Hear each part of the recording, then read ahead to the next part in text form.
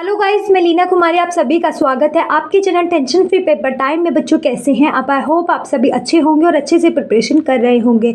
सो बच्चों, आज की क्लास में हम पर्यटन, परिवहन और यात्रा सेवा की बुक का 3rd चैप्टर का 2nd भाग करने वाले हैं। लास्ट क्लास में हमने भाग 1 देखा था, नहीं देखा तो डिस्क्रिप्शन आएगा, लिंक मिल जाएगी, आप वहाँ जाकर देख सकते हैं।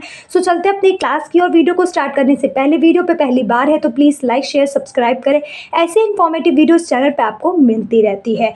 सो हम पढ़ने वाले कि ऐतिहासिक पर्यटन का उद्देश्य क्या है।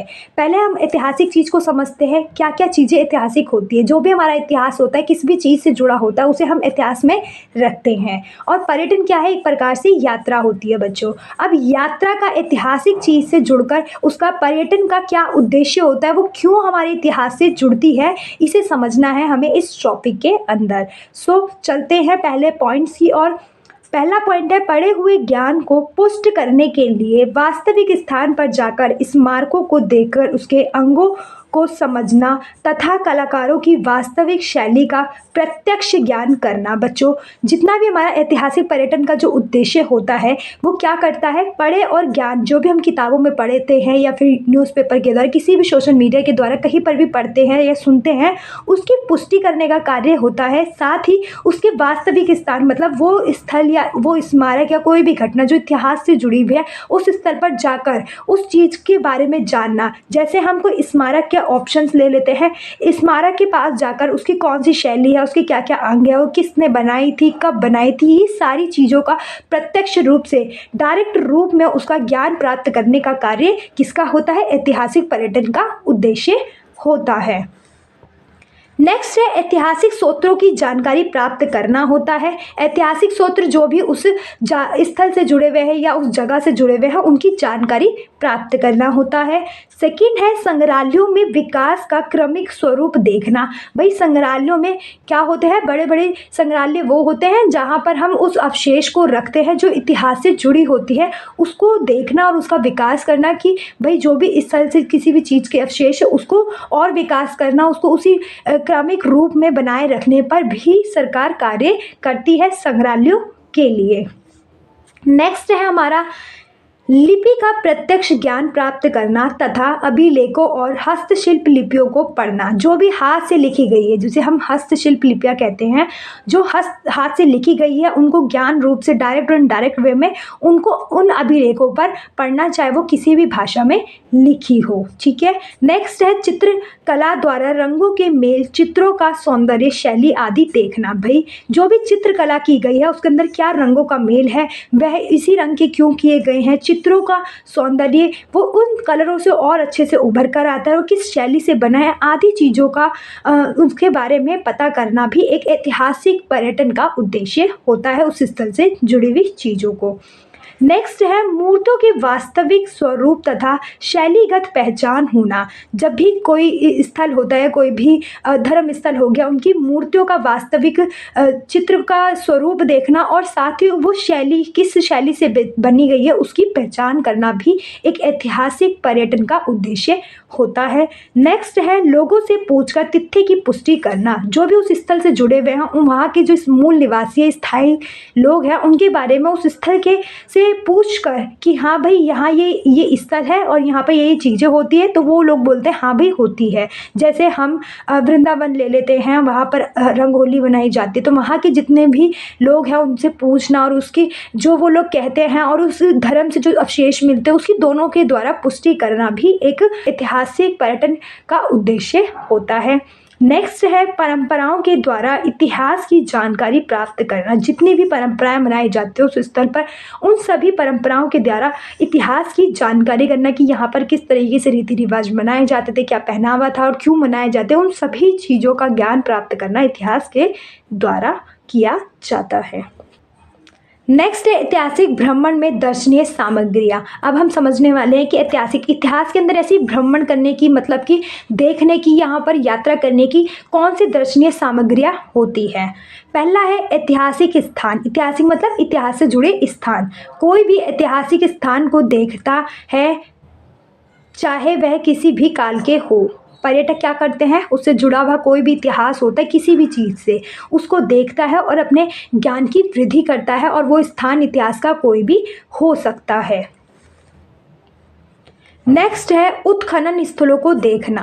पुराने स्थलों में कुछ टीलों की खुदाई हुई है और कुछ टीले हैं जिन पर बिखरी सामग्रियां उनकी पुरातनता की मूल कहानी कहती है। जो उत्खनित है उनकी वक्ष स्थल अपने में छिपी कथा सुनाती है।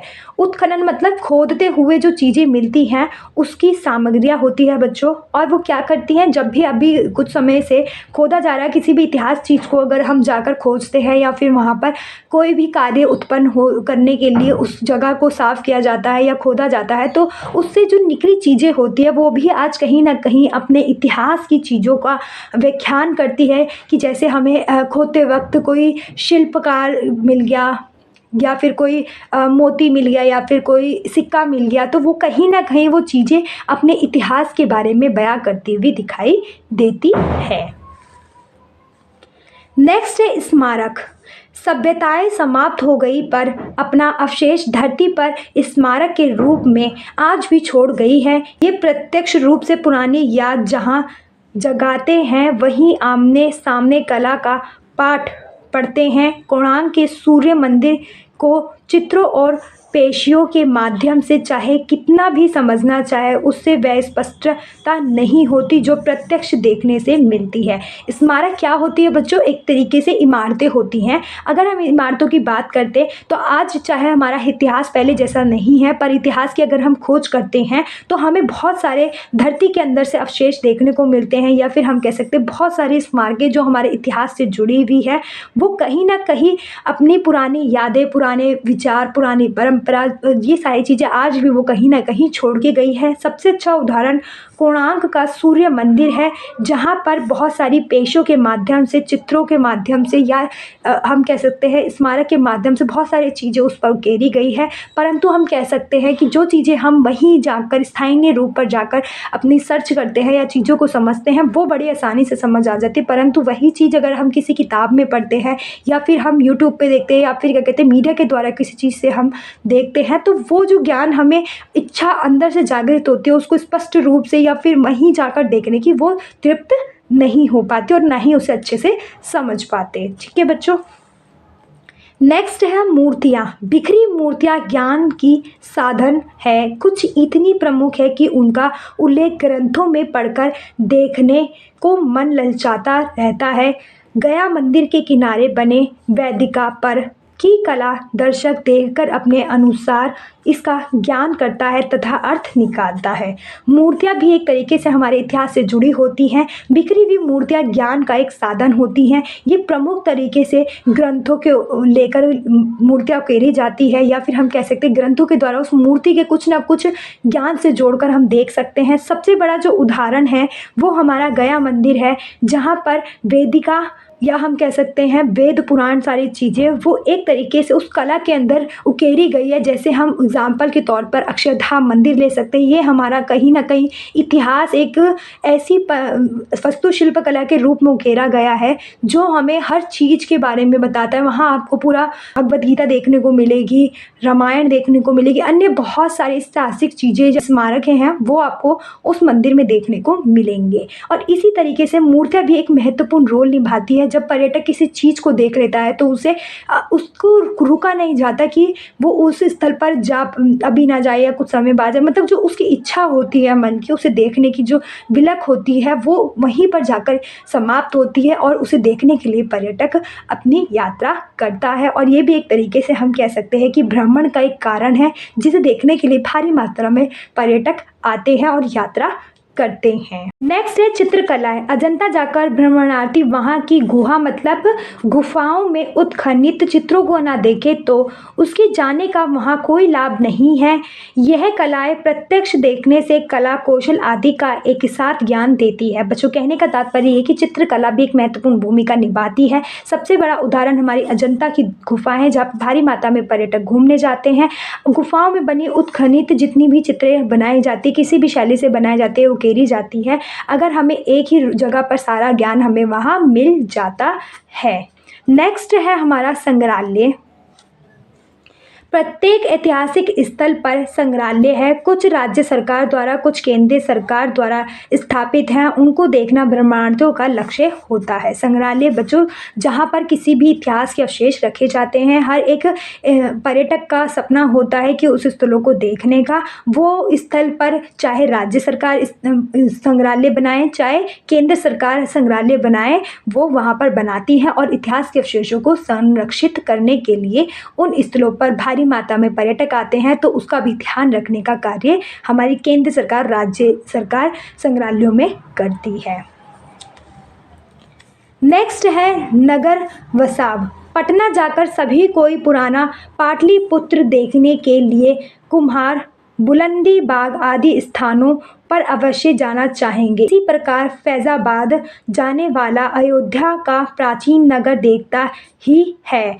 दूसरी ओर आज की भव्य इमारतें भी उसकी आंखों में चूकती नहीं, जैसे लखनऊ का बोटैनिकल गार्डन, इलाहाबाद की प्लानिटोरियम, दिल्ली का संसद भवन आदि। बच्चों एक तरीके से ऐतिहासिक अवशेष जो होते हैं वो कहीं ना कहीं हमारे नगर भी होते हैं। अगर कोई भी पर्यटक पटना में जाता है तो वहाँ पाटलिपुत्र देखना नहीं भूलता, और साथ ही अगर वह फैज़ाबाद जाता है तो वहाँ अयोध्या से जितने भी अवशेष जुड़े हुए हैं, वहाँ की चीज़ें हैं जो भी उससे रिलेटेड, उसको देखना नहीं भूलता। ऐसे ही अगर आज हम भव्य किसी भी मंदिर में जाते हैं, ये इमारत में जाते हैं, तो उसके आसपास जो भी डेवलपमेंट हो चुका है, चकाचौंध जो चीज़ें हैं, उसको देखना नहीं भूलता। जैसे लखनऊ के अंदर बोटैनिकल गार्डन, इलाहाबाद के अंदर प्लेनेटोरियम और दिल्ली के अंदर संसद भवन, ये भी पर्यटक भारी मात्रा में देखने के इच्छुक होते हैं और यात्रा करते हैं। और इस तरीके से ये सारे अवशेष इतिहास को जानने में अपनी महत्वपूर्ण भूमिका निभाते हैं। नेक्स्ट है पर्यटन की योजना बनाना।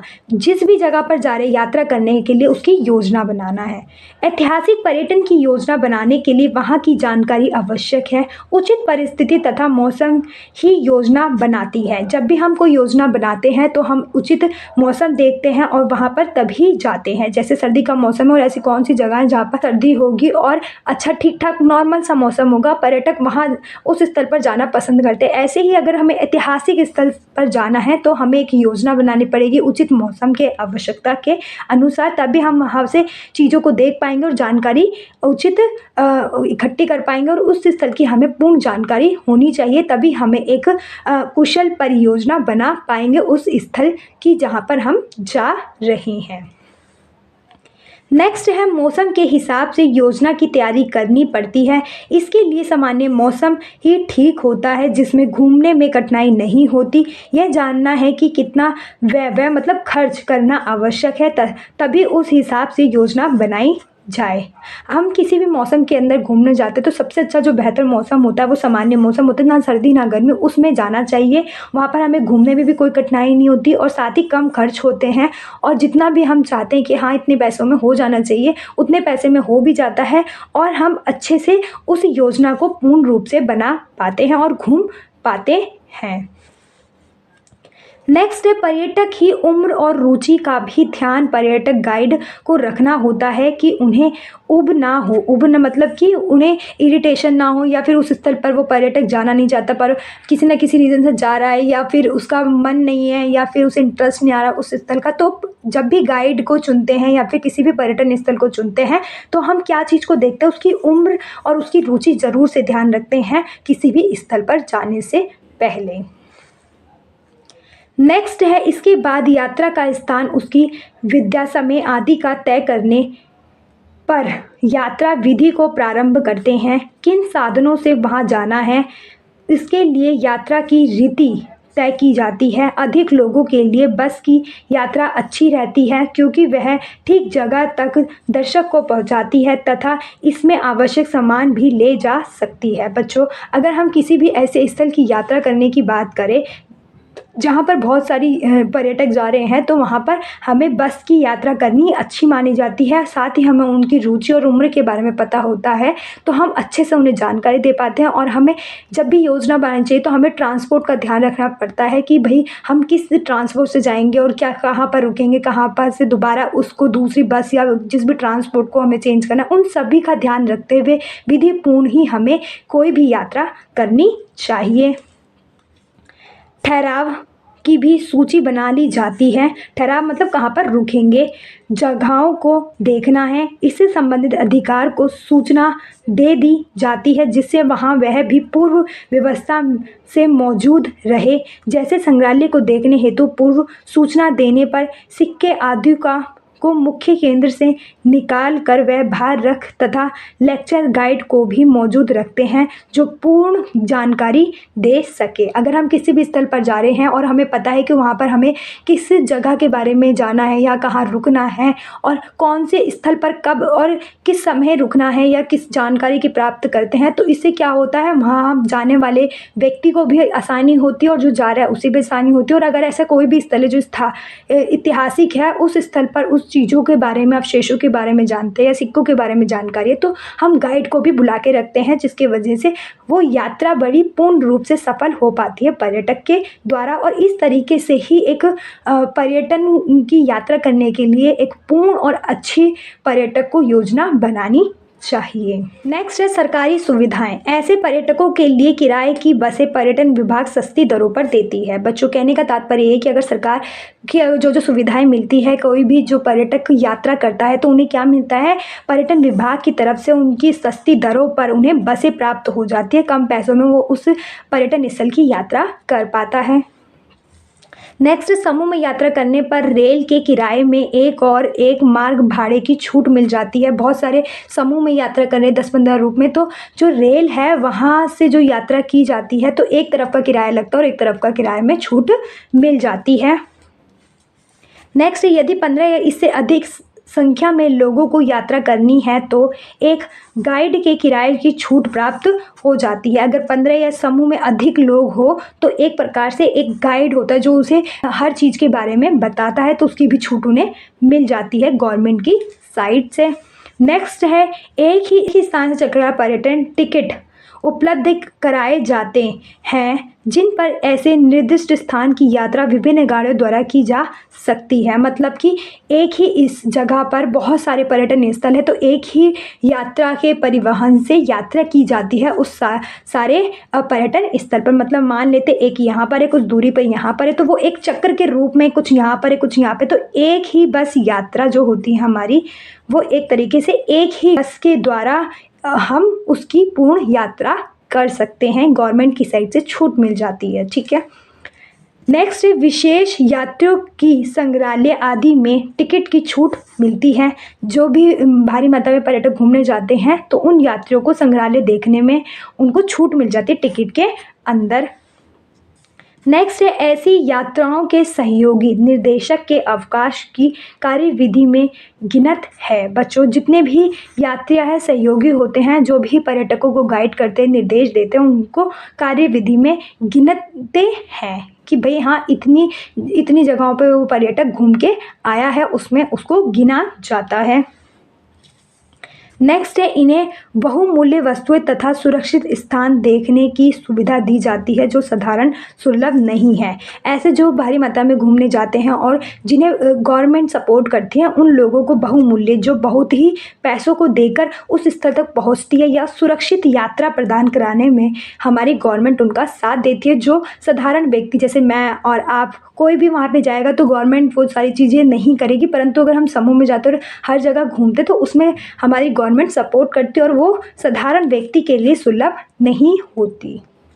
समझते हैं कठिनाइयाँ क्या आती है किसी भी पर्यटन स्थल पर ऐतिहासिक जगहों पर जाने पर। स्थानीय बोलचाल की भाषा समझने में कठिनाई आती है। जब भी हम किसी पर्यटन स्थल या किसी भी ऐतिहासिक जगह पर जाते हैं जो इतिहास से जुड़ी है, उनकी भाषाएं कुछ अलग होती हैं, उसको समझने में पर्यटक को दिक्कतें आती हैं। नेक्स्ट है, सुविधाजनक उपयुक्त स्थान भाव से ठहरने के स्थान पर कठिनाइयाँ आती है। उस स्थान पर जहाँ पे भी पर्यटक रुका हुआ है, उस स्थल के जो लोग हैं उसको रुकने की जो व्यवस्था होती है वो भी ठीक ठाक से नहीं हो पाती। क्योंकि उसे कोई जानता नहीं है, उसे पता नहीं होता कि कहाँ पे रुकना है, कैसे करना है, तो सारी चीज़ों में उसे बहुत सारी समस्या, ठहरने के लिए भी या आवास के रूप में हम इसे समझ सकते हैं, उसमें दिक्कतें आती हैं। नेक्स्ट है, जहाँ आरक्षण की सुविधा नहीं प्राप्त होती वहाँ यात्रा करने में बड़ी कठिनाइयाँ होती है। आरक्षण मतलब किसी भी स्तर पर छूट की प्राप्ति नहीं होती, वहाँ पर अगर पर्यटक जाना चाहता है तो उसमें उसे बड़ी कठिनाइयों का सामना करना पड़ता है। नेक्स्ट है दूसरे प्रांतों में जाने पर विदेशों की तरह वहाँ व्यवहार होता है। लोग एक नए पर्यटक को देखता है तो उसके संग नॉर्मली बिहेवियर नहीं करते, थोड़ा डिफरेंट होता है। तो जैसे कि आउट ऑफ कंट्री के विदेशी पर्यटक आते हैं तो जैसा हम उनके संग व्यवहार करते हैं तो उनका और व्यवहार और मूलवासी का जो व्यवहार होता है वो थोड़ा डिफरेंट होता है। ऐसे ही उन लोगों के सामने भी होता है। नेक्स्ट है संरक्षित ऐतिहासिक स्थलों पर गाइड ना होना। और हम ऐसे ऐतिहासिक स्थल पर जा रहे हैं जो संरक्षित है, ठीक है, जिसे हमने संभाल कर रखा है और एक ऐतिहासिक स्मारक बन चुकी है या अवशेष बन चुका है, वहाँ पर गाइड ना होना भी उनकी एक कठिनाई के रूप में सामने आता है कि वो यात्रा तो करने चले गए परंतु वहाँ जाकर उन्हें कुछ चीज़ें समझ आई, कुछ नहीं आई और उन्हें गाइड नहीं मिले, तो वो सारी समस्या भी उन्हें फेस करनी पड़ती है क्योंकि उनका जाना और ना जाना बराबर हो जाता है। नेक्स्ट है प्रत्येक स्थान के विषय में जानकारी संबंध पुस्तिकाओं का अभाव होना। वहाँ पर जितने भी स्थान पर वह घूम रहे हैं या फिर जानकारियाँ है, अगर उन्हें वहाँ नहीं मिलती तो बहुत सारी समस्याओं का सामना भी आता है और अगर मिल जाती है तो उसके समझ से वो उस यात्रा को पूर्ण कर पाते अगर गाइड ना वहाँ हो तो। नेक्स्ट है अधिकारियों द्वारा सहयोग ना देने की प्रवृत्तियाँ। जो भी हमारी गवर्नमेंट होती है, अधिकारियाँ होते हैं वहाँ पर तक पहुँचने के, वो अगर सहयोग नहीं देते तो उन्हें बहुत सारी समस्याओं का सामना करना पड़ता है। और इस तरीके से हमारा भाग सेकंड कंप्लीट होता है। कोई डाउट हो तो प्लीज़ कमेंट बॉक्स में कमेंट्स करें। मिलते हैं इसके थर्ड भाग में। थैंक यू बच्चों।